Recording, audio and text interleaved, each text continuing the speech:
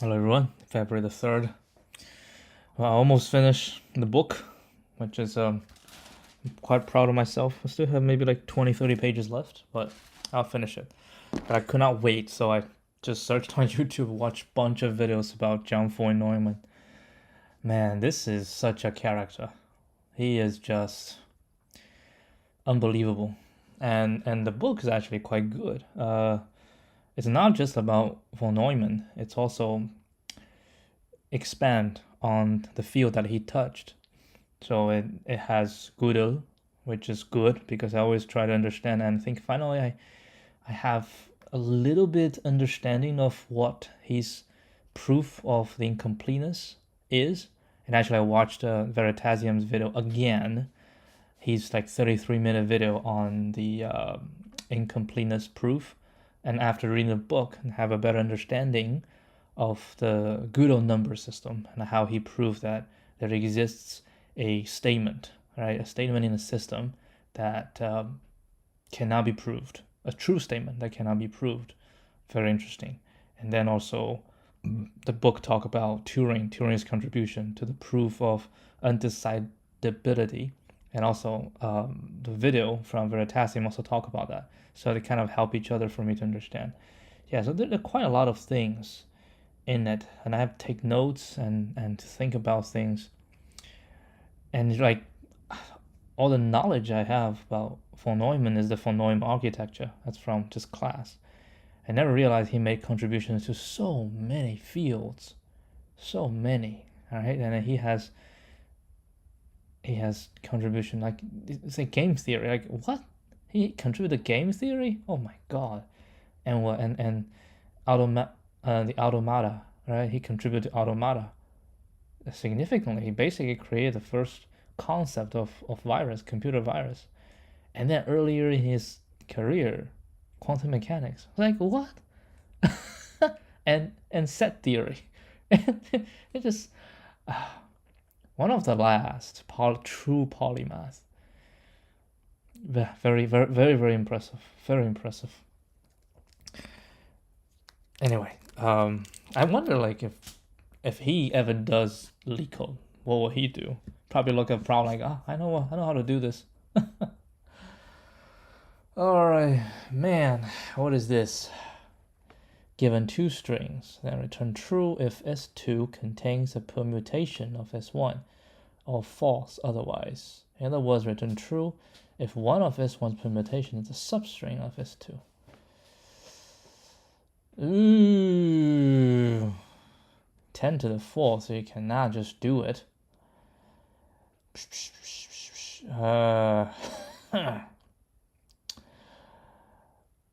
Oh, might as well do that way, right? We can do S2 and sliding window because it's substring, right? So a sliding window with a length of S1, and then we just need to decide if a substring of S2 is a permutation of S1, which just means we compute its counter. We do a counter and see if the two is the same. Okay. So I wish I have this type of insight every time I see a problem. It doesn't happen very often. Yeah, today basically I didn't do anything. I did nothing today but just try to finish the book. Because tomorrow I need to return it. Man, this is so actually because of this, because of like my refreshed understanding of Gödel's stuff, I think I'm ready to read Hofstadter's book, the Gödel, Escher, and Bach, the GEB book. I think I'm ready. I'm gonna buy it, which I think it's worth owning. Actually, this book is The Man from the Future, The Visionary Life of John von Neumann. This is also a worthy book to buy, but it's very expensive now. I got it from the library. All right, anyway, let's do this first. So what do we need? We can say CS1 equals counter S1. And then, actually we need to do n equals len S1, right? And we say if n is larger than len is 2, then we'll return false. Otherwise, we do this, and then we say for I in range len is 2 minus n. Alright, because it can do len 2 minus n, and then we do this plus n.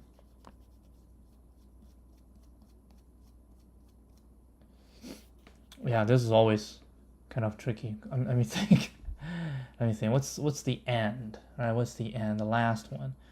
Well, it should be n minus 1. Hold on. Let me do a little bit of calculation. We need to know the last index. So the last index is x. So we have n minus 1 minus x plus 1 shall equal to n. Len is 2. Right. So the last one we can take is len is 2 minus n is the last index we can take, which means this has to plus 1. Then we can take that, right? Okay, so this is the range of I, and we say if counter, right? If counter is 2 all the way to I plus n is equal to CS1, then we'll return true. Otherwise, we'll return false. Okay, let's see if this one works.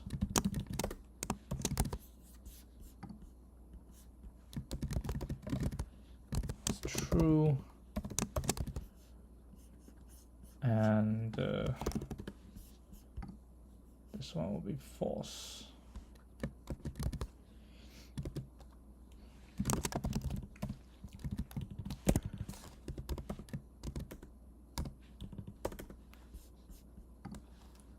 Yeah, sometimes I wonder. I mean, I don't really think I have the capacity.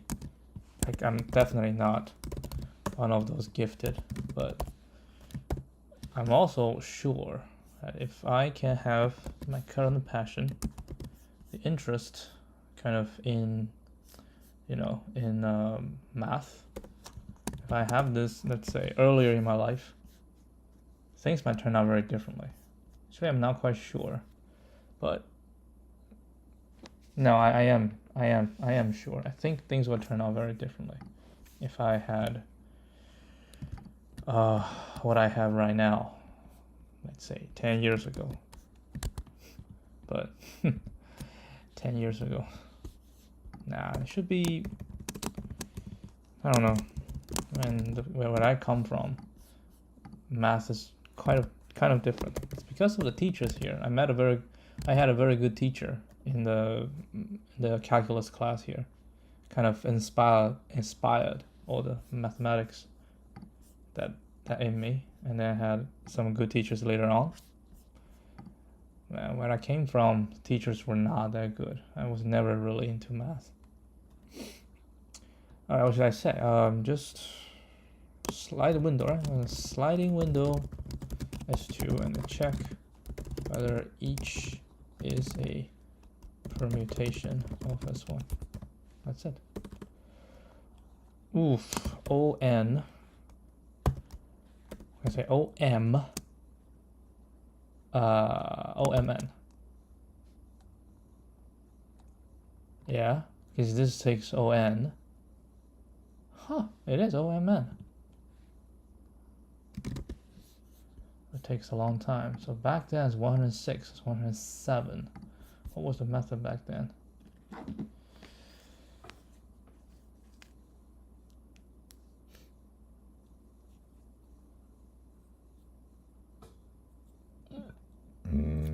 Oh, you don't have to. Oh, dude.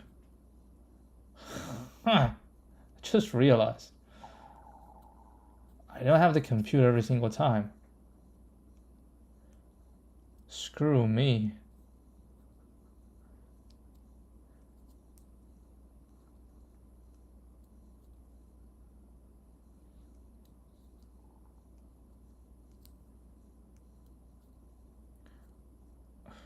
What the?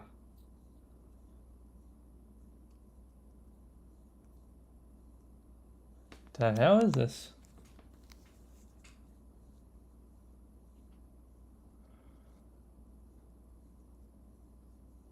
What's M?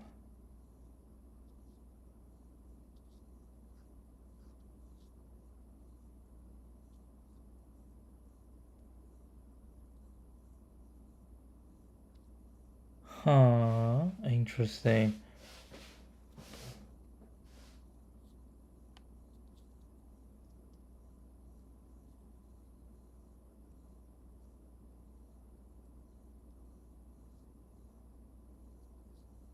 What is this? I minus M.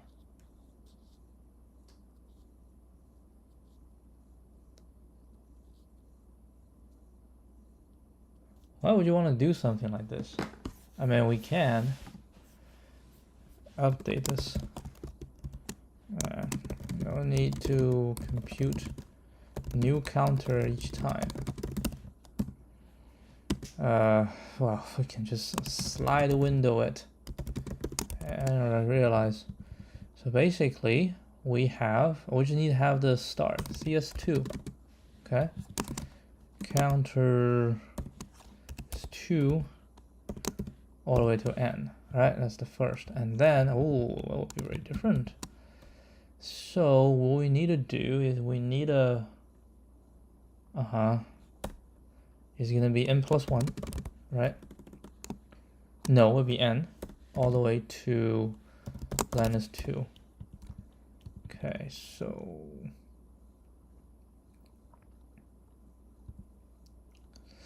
can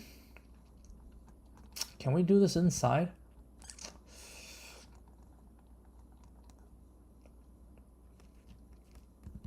No.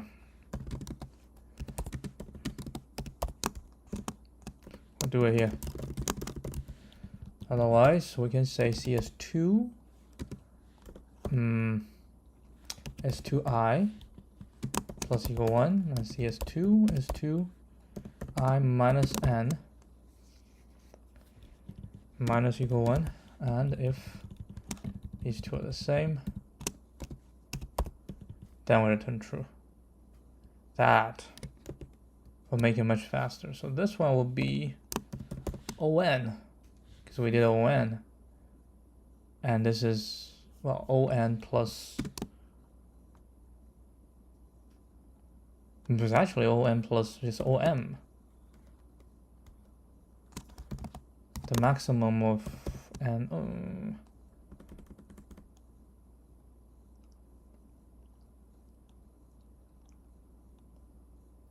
Nah, this is gonna be m. M equals to minus 2. That should be faster.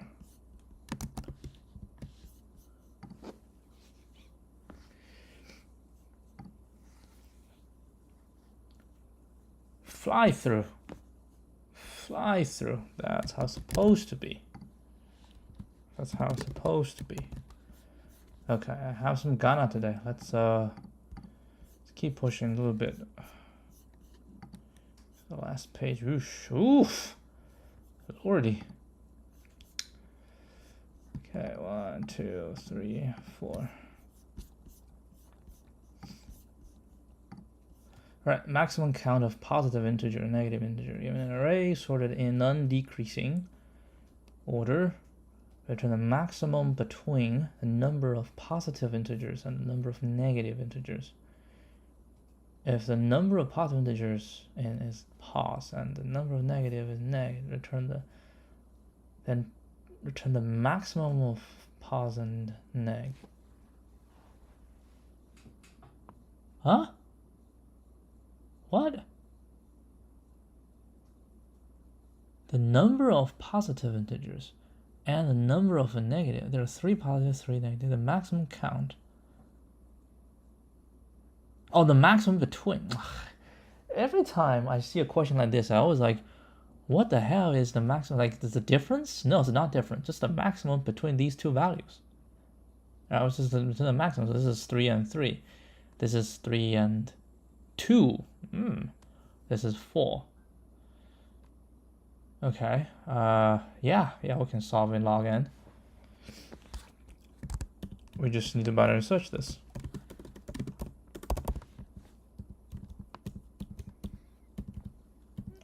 $29.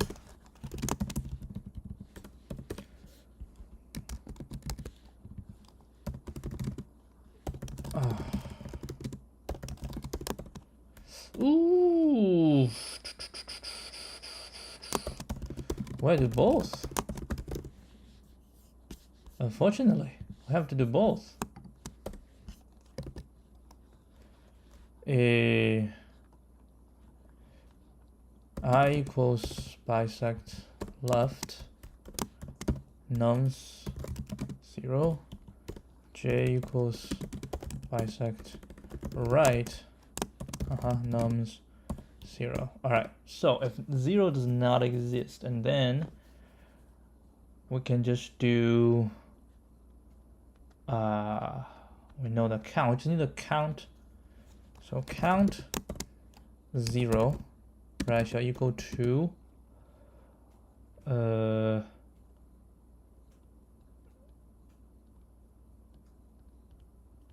shall equal to j minus I, right? Count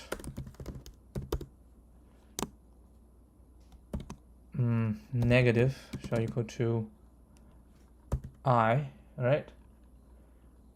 Count negative shall equal to I. Therefore, we shall return the maximum of I and len nums minus I minus count 0. So I actually don't need this. Ugh, the hell, what the hell?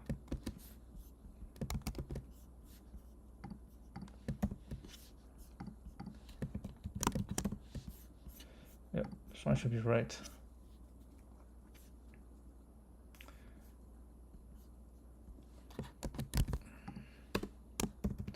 You know what? Let's so log in.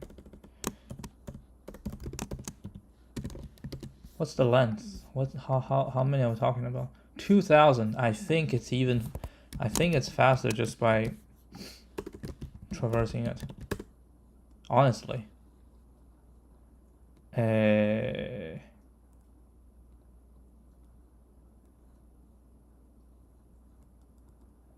If you traverse the whole thing, yeah, we can say count negative,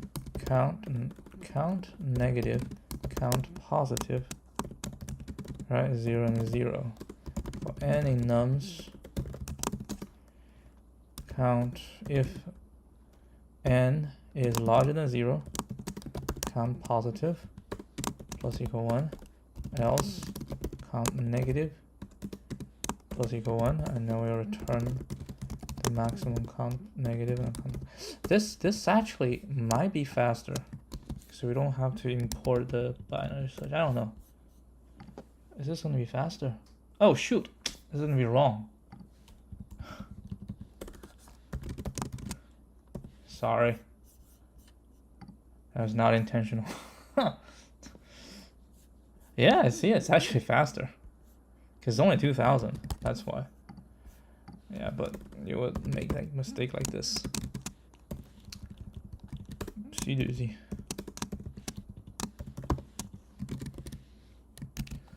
Okay. The same minute. Oh, we forgot to like it. That's fine. Maximum score after applying K operators. You're given a zero indexed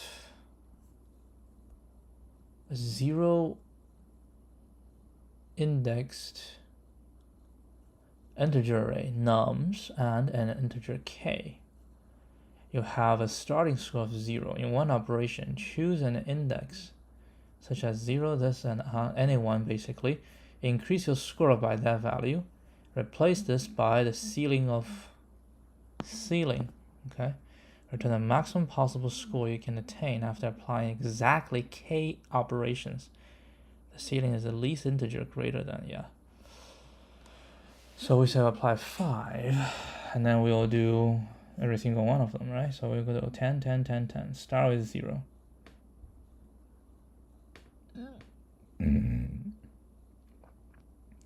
to 3, so we can do 10, and then 10 divided by 3 is going to be 4. We'll do 4. And we divide by 3, and we do 3. Oh, isn't that... yeah, that's going to be a priority queue.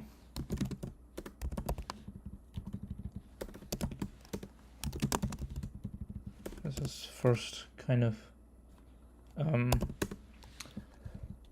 impression is gonna be heap queue, because every time all we want is to get the largest value. That's what we want. Heap queue.heapify nums, and then for this in range k, each time we'll pop and put it back, right? And now say rest equals to 0, and then we'll say v equals heap queue.heap pop nums. Oh, holy crap, I need to do minus. Damn. Minus n for n in nums. And then for this and heap pop. Oh. Neg nums.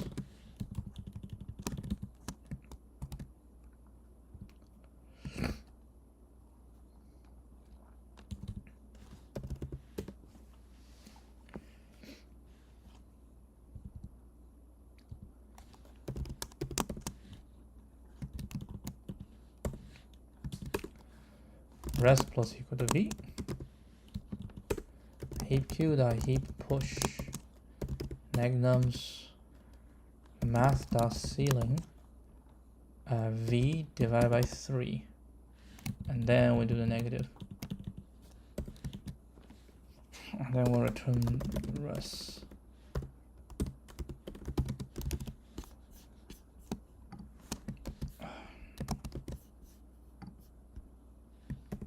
Let's see. Okay.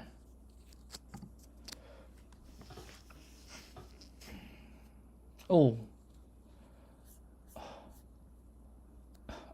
It's actually...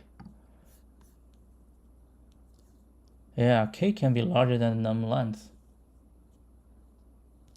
This is actually not right. We shall be a little bit more careful here. We shall say if, or maybe it says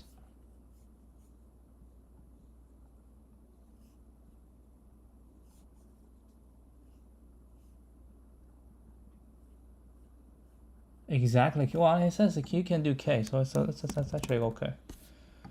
Okay, it's not too bad. It's not too bad. Yeah, I think this is priority queue. Yeah. Oh, you forgot to like it again. Dude, man.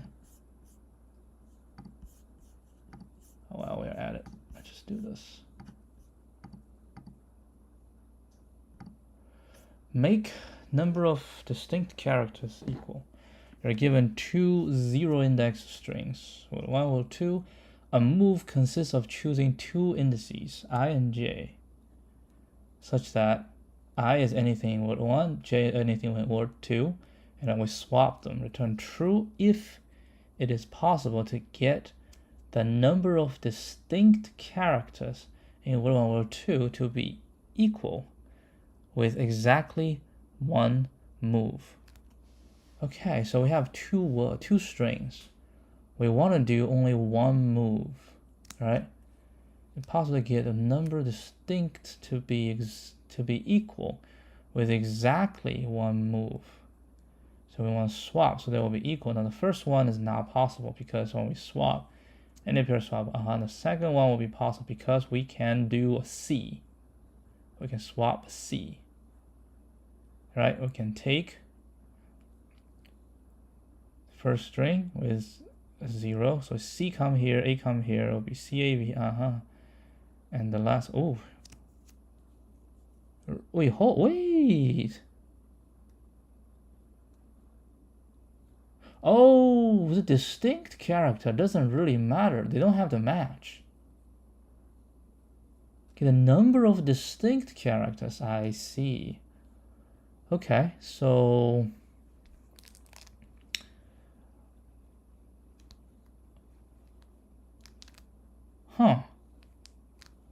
distinct characters. For the distinct character, at most is 26.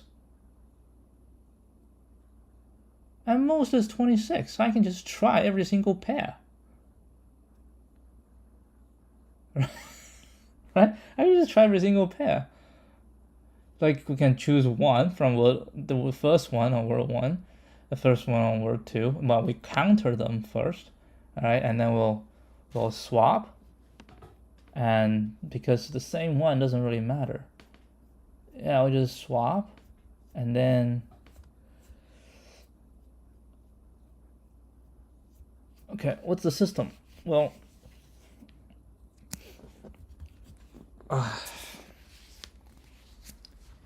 because they say exactly one, so we have to move, right? We have to move. So basically, what we're gonna do, we have two counters, and now we choose the first one, and now we minus 1, and put in the second, and then the second will minus 1, put in the first, right? And then we can create two new counters, I mean, basically. We don't have to put. We will reverse. Yeah, okay, we can do that. I don't think that's too much hassle. I think we can. Yeah, this one we can see what's the a better solution, but I think for contest purpose, this is good enough.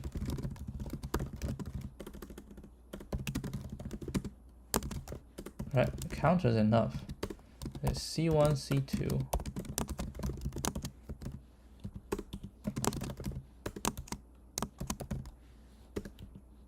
Right, then we just go for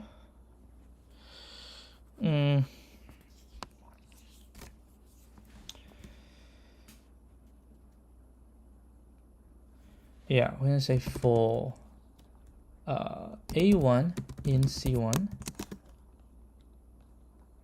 for A2 in C2, right? We can change it, it's fine. We can say, oh, we need to remove. We need to remove. Huh.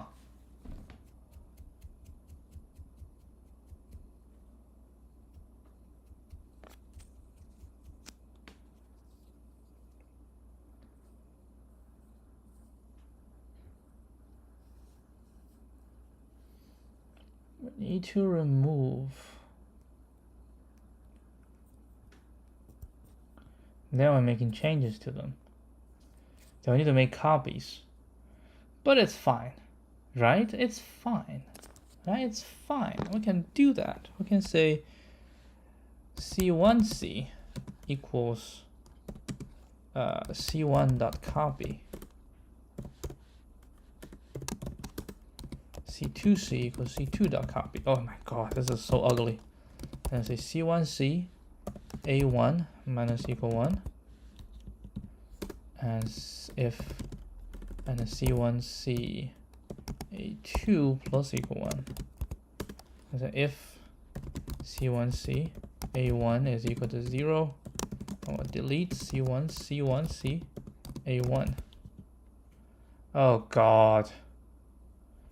Ah god. This is ugly as hell.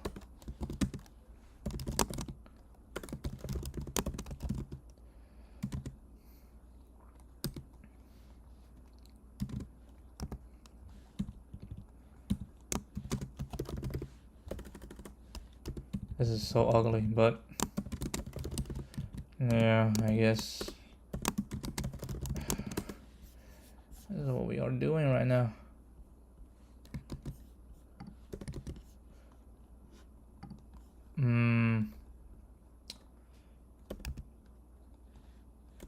Out, in,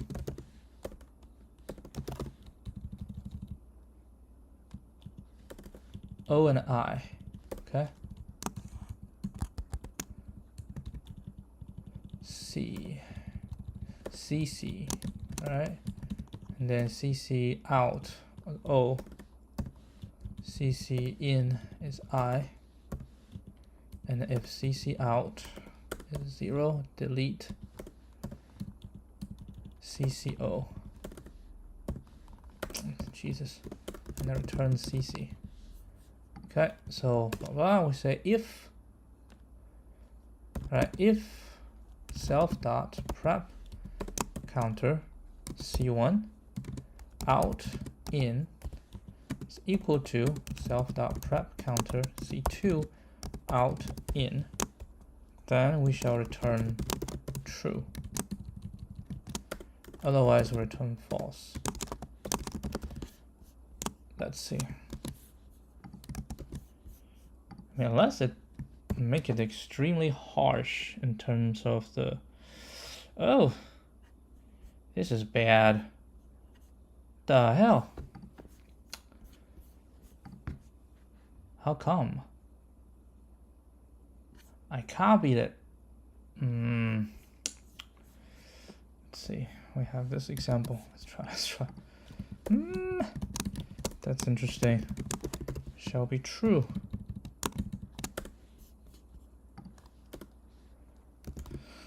Word 1, word 2.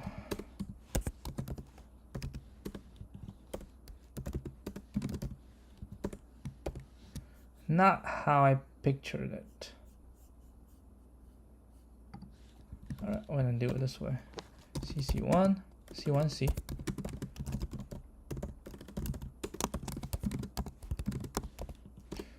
C2C. 2, A2, A1.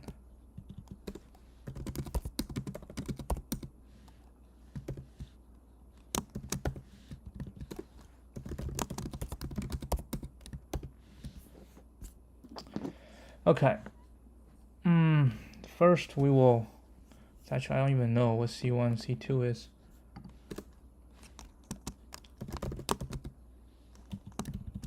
Naturally, we need to print C1 and C2. Just make sure they don't change. And then print A1, A2. Alright, so this is how we start. A1, A2 both are A. And then we change it. Oh, it's not the same. Dude. Of course. It's not. Oh my god. It's the length. It's the length.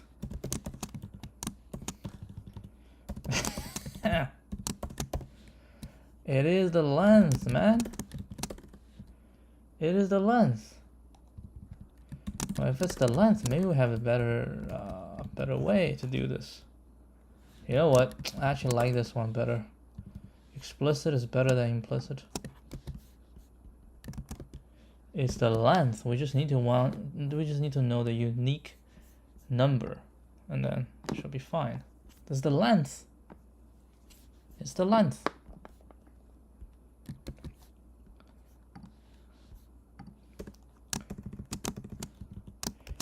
Since we since the max number of unique letters is 26, we can create two counters, right? Counters out of word 1 and word 2, and then brute force it. So it'll be O26 times 26. And a copy, you can call it a 26, so times 26. Is there any way? 20 times 26. m plus n.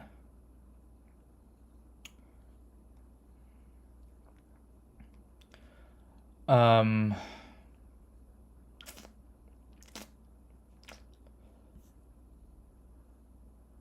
26 times 25. I mean, I'm more lazy on this.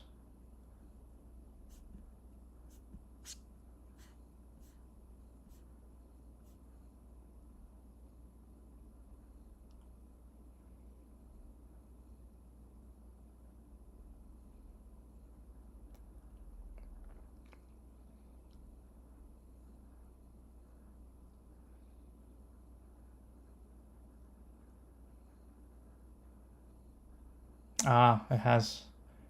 As I said, I'm just too lazy to do this now. I'm just too lazy to do this step. It's fine. I might be like asking, can you improve this? I'm like, yeah, definitely, because we can try not to do this. We can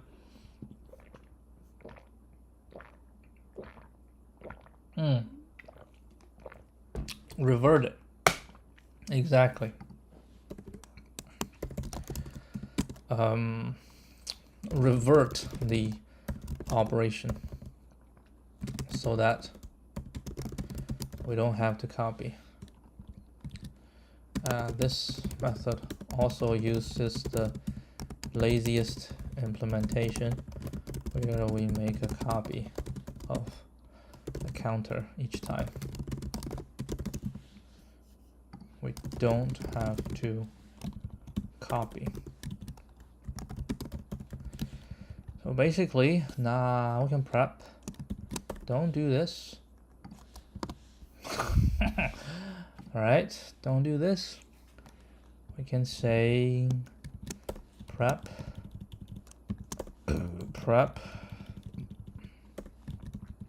Alright, and then revert. So for C1, we need to remove A2, put A1 back. That's the trick. Remove A1, put A2 back.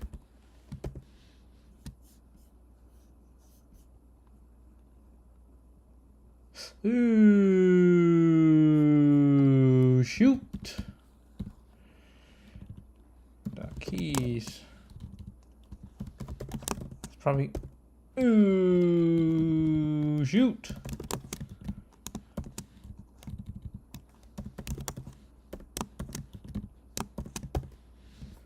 There we go. Did you close it again? Man, you suck. Let's see if it's gonna be faster. A little bit. Cause only it's 26, so it's gonna be fast anyway. Okay. Alright, we stop by here and we'll leave the difficult to tomorrow if we want. Oh my god. Look at that. Alright, anyway, I will see you guys tomorrow. Did pretty well today, huh? Yeah, we bulldozed through all these questions.